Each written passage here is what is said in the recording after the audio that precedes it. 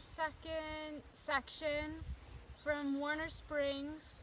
We had to jump ahead a little bit and skip a 30-mile section that included Anza Borrego State Park, because most of the state parks in California are not dog friendly. But it was also the most incredibly hot and dry section that we've been on so far, so we're kind of okay with that. It also gave us a really good chance to slow down and let my feet heal, let Ian's arms and his sore muscles heal. Maisha was feeling a little off the other day and throwing up, so gave her time to chill out. But yeah, we're here in Warner Springs, and we also were able to catch up to some of our friends that went on ahead, which is nice to see them again. And the Warner Springs Community Center is absolutely amazing, and pretty much all sponsored by PCT hiker donations and then volunteer help. And it's just awesome, so much, what's the word, I don't even know what the word is I'm looking for, but just a really nice place to hang out and relax out of the rain and catch back up with people and continue letting our bodies heal. And now we are on our way north towards, is it Paradise Cafe? I think is what it's called. Yeah, and then Idlewild. So.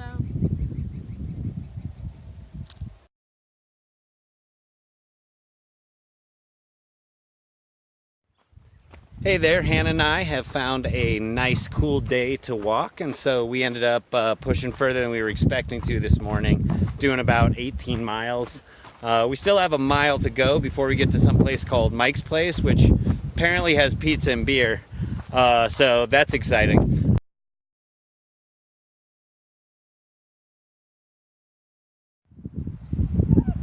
So we had a pretty long, eventful last couple days, or few days, I guess.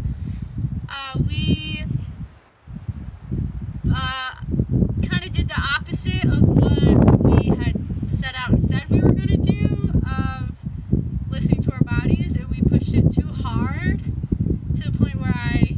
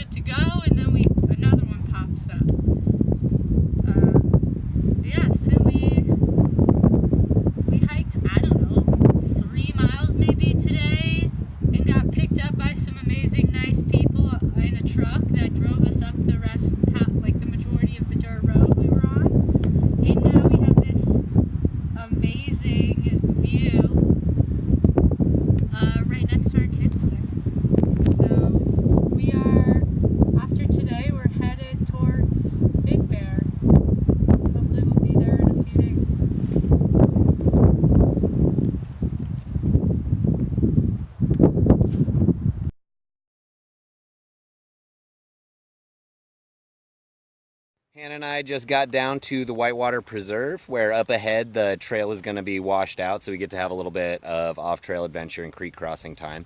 A little bit of water park for us. The last few days have been extremely windy. This is the first break we've had in the wind for about 2 days. It's been 15 to 25 miles per hour, and ultralight tents are just louder in the wind. It's worth it, but it's still like a little hard to sleep when it's been getting battered by the wind without too much shelter from it. But we finally got a break from it. We get to play around in the water, and it's a nice, sunny, warm day. It's going to be a blast.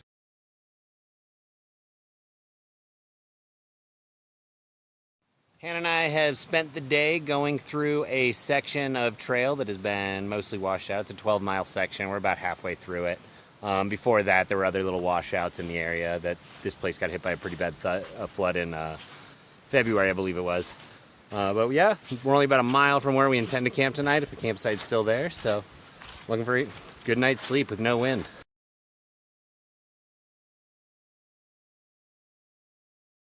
So we made it through the washed out section.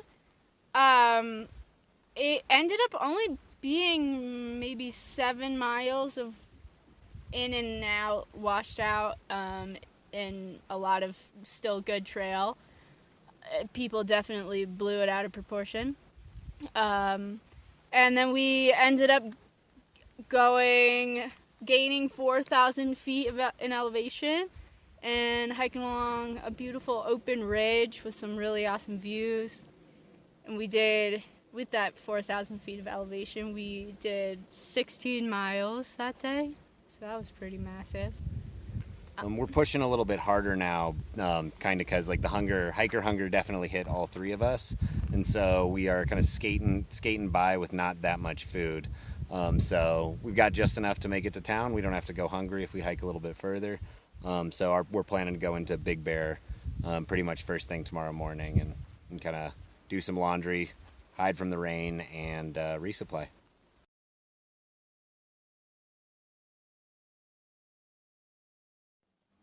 So we made it into Big Bear yesterday morning. We got to where the trail crossed the road, and we were completely in a cloud. So it made hitchhiking difficult, but like every other town we've come into, we got very lucky with a Lyft driver having just dropped a guy off at the trailhead to get started, and he gave us a free ride into town. Exactly to where we wanted to be, which was really great. And we got everything done like super early in the morning. And then before we could even figure out where we were going next, an awesome lady just walked right up to us and offered to give us a ride anywhere around town. So again, super awesome. We were planning to leave this morning, but last night we found out that there was a thunderstorm that was supposed to be coming through. Then most of the day it turned out to be sunny, so that's a little frustrating. But we got an extra day's rest and ate some kind of crappy food. And we are getting geared up to go to Wrightwood in about maybe 5 days.